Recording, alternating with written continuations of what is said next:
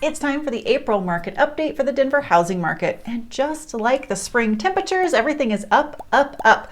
But how up are they? Well, let's see what the numbers have to say. Hey everybody, it's Alyson with Live South Denver, your real estate strategist and realtor for the South Denver area.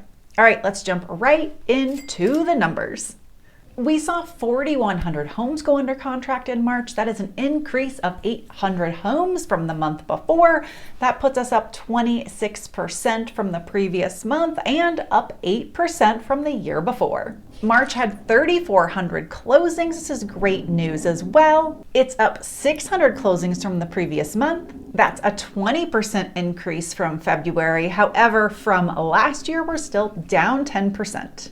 Buyers are happy because new listings are up. 4,800 new listings in March, 800 more than the previous month. That gives us an 18% increase month over month, but actually puts us just on par with where we were last year. Now, we finished March with 57 homes available for sale, which was 900 more homes available on the market than the previous month.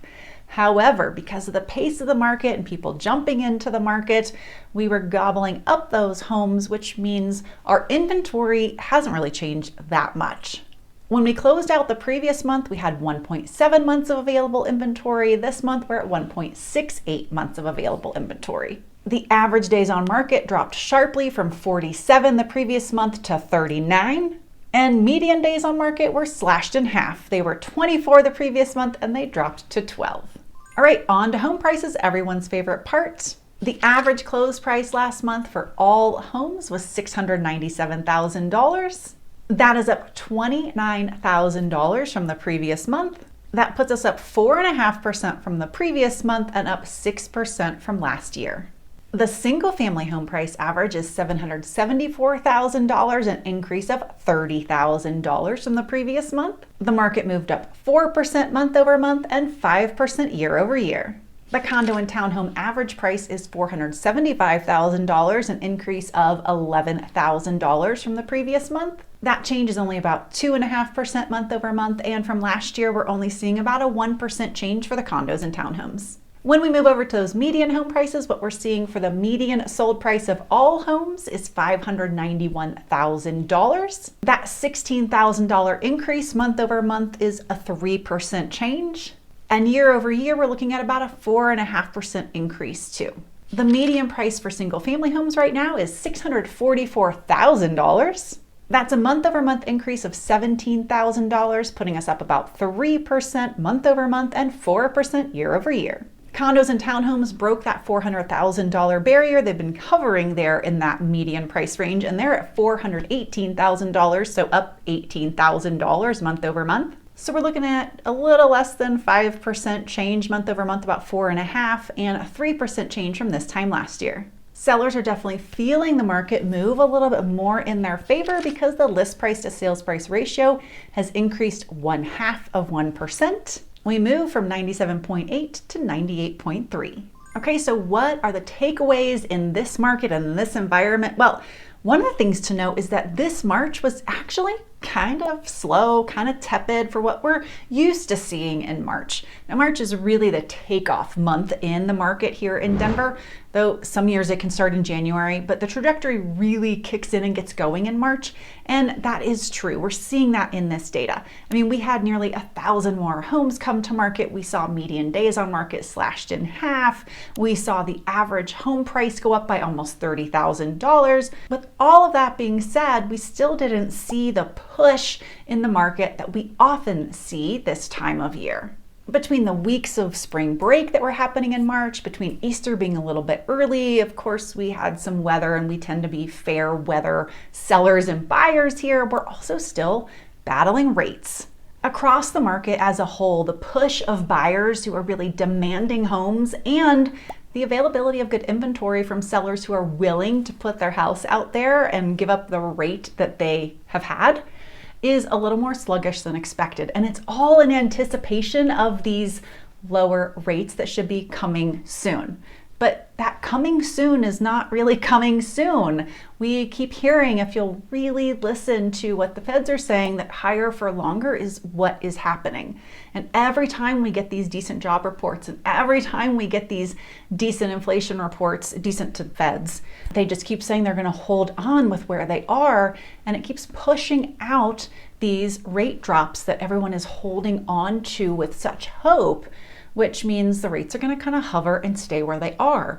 And what that's doing is just binding up the market, because we know, we think we know, the feeling is there, the drops of hints are there that rates are going to come down. And so there is a lot of just kind of hopeful anticipation. Well, if I wait 4 weeks, if I wait 2 months, if I just wait a little bit, maybe I won't have a rate in the higher sixes.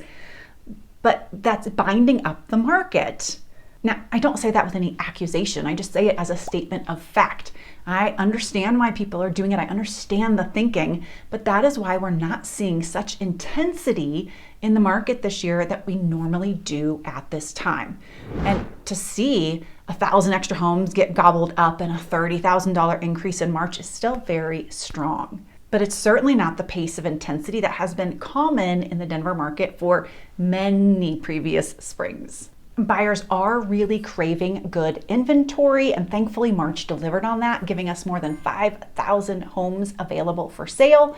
April has been off to a great start. The first week alone, there have been more than 1,500 new homes available for sale. So that is brand new, not been to market before, new homes. And so we are seeing a lot of excitement with people jumping in and wanting to get a first look at the stuff that is really nice and new. I will tell you, there is a lot of activity around nice and new and clean always. I have 5 listings coming to market in this springtime, and April is a good month because there are no holidays. We are past spring break. Easter was in March. Graduations, Mother's Day, Memorial Day aren't until May. So April should be a very, very active month in the market. It'll be very interesting to see what happens with the buyers that have all this available inventory to them. Since the market here in Denver has less than 2 months of available inventory, I don't think there is any way that the sellers can flood the market and we're going to see a market of deals. I had a client email me the other day and say, well, we want to look at $200,000 over our approved budget because we're really hoping for a deal. Oh, I had to say, well, I actually really don't recommend that. If the house has been on the market for 60, 90 days, we can look in this range over your budget because yes, there's a possibility we can get it lower than the list price. However, looking at $200,000 over your budget at a home that just came on the market will actually set unrealistic expectations for what you'll probably get at your actual budget. So if we could not do that to help you in your home search, let's not. So they dialed back and agreed. This is not a deal kind of market, at least not on that scale. I am getting a lot of questions about bidding wars. Are they happening? How intense is the market? For folks who are coming in from out of town, is it possible to do contingent offers? So let's take both of those. Yes, contingent offers are a possibility. What I would really recommend, what I suggest is don't make a contingent offer until you're through the inspection on your current home. Ideally appraisal, but at minimum inspection, because there's often not a lot that goes wrong after that. So there are some other steps to take, but a contingent offer at that point is certainly an opportunity to be had. Now, the bidding war piece, yes, those still happen. It's usually those houses that end up being priced really well with the intention of getting competition. It's a house that shows so well, like a model home, and or it's in an amazing location. If you put all of those together in some way, shape, or form, it's going to get a lot of attraction and attention. Now, the thing to know about the bidding wars right now, though, it is so different than the COVID era. I know we feel like we're way out of it, but for a lot of us, it still feels like it was not that long ago. It started 4 years ago, but it doesn't feel like it's that far behind us. That era of bidding wars, 100,000 over, waiving inspection, that is not where we are at all today. If you're in competition on a home, it may be that someone offered list price, another person offered a little below list price, not a great choice. Someone offered 5,000 over, someone offered 5,000 over with some different terms, someone offered 7,500 over. we're usually in a very tight window. So when it comes down to being in competition, a lot of what matters are the terms, the nuances, some of the other subtle things inside the contract that make all the difference. Who your lender is, how you're financed, how much money you're putting down, how many of the small fees you're choosing to take on versus apply to the seller. Did you choose to add extra inclusions in the contract, or did you give them just exactly what they said was included and excluded? How tight are your dates and deadlines? Are you trying to stretch it out and take a really long time for inspection?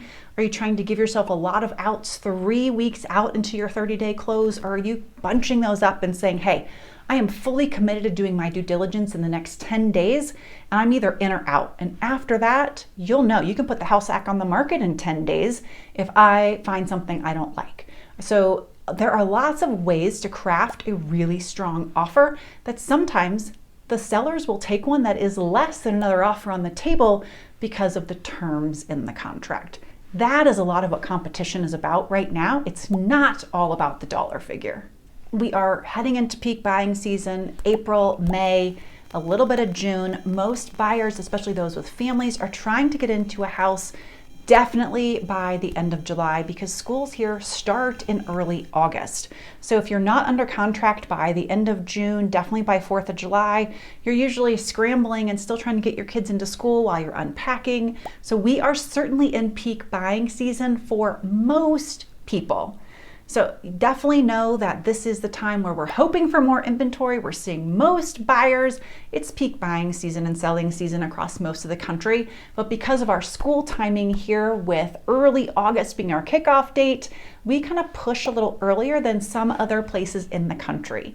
So if you have questions about this market update, how the market works for you, and want to talk about how you might fit in and timing, please reach out. I'd always love to connect. And I will see y'all next week.